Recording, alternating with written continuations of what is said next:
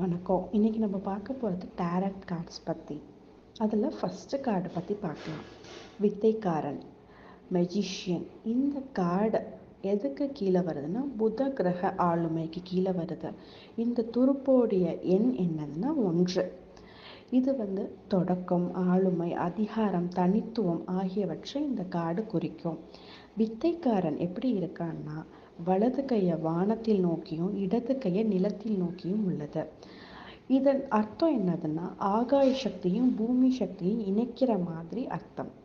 கையில் இருக்க மந்திரக்கோள் ஆகாய சக்தியை ஈர்த்து கொடுக்குற மாதிரி ஒரு அர்த்தம் காட்டுது. அவர் தலைக்கு மேலே இருக்க அந்த இன்ஃபினிட்டி சிம்பல், முடிவிலி சிம்பல் பூரணத்துவத்தை குறிக்கிறது.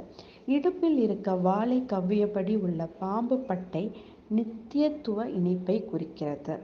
வித்தைக்காரன் எகிப்து மற்றும் கிரேக்க பாரம்பரியத்தை கலந்த உடை அணிந்துள்ளார். உடை வெண்மை நிறத்தில் இருக்கிறது. இது ஆன்மா மற்றும் மன தூய்மையை பிரதிபலிக்கின்றது. சிகப்பு மேலங்கி உலக அனுபவத்தை குறிக்கும். மேஜை மேல் இருக்கும் செங்கோல் நெருப்பு, வாள் காற்று, கோப்பை நீர், நாணயம் நிலம் ஆகியவற்றை 4 பஞ்சபூத தத்துவத்தை குறிக்கிறது. திராட்சை பல கலாச்சார மற்றும் சமுதாய ஒருங்கிணைப்பின் சின்னமாக கருதப்படுகிறது.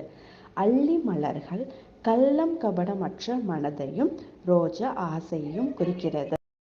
வணக்கம். டேரட் கார்டில் த மெஜிஷியன் கார்டு அதோட பார்ட் 2 பார்க்கலாம்.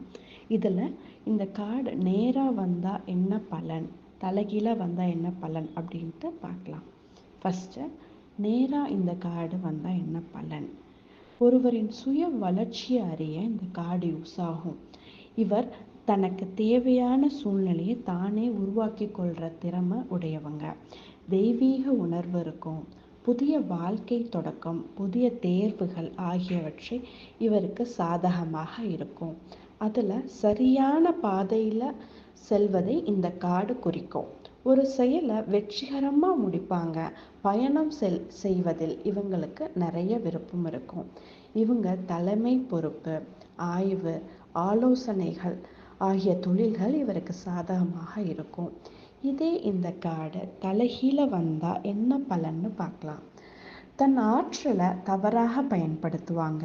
மனக்குழப்பம், யோசனை இல்லாமல் செயல்படுதல், விரக்தி மனப்பான்மை இந்த கார்டு தலைகீழாக வந்தால் ஏற்படும். திறமை, உழைப்புக்கேற்ற ஊதியம் கிடைக்காது. தன் பேச்சு பிறரிடம் எடுபடாமல் போகும்.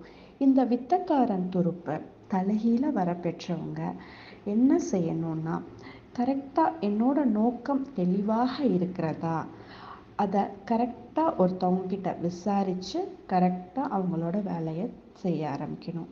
இல்லாட்டி கஷ்டமாக தான் இருக்கும்.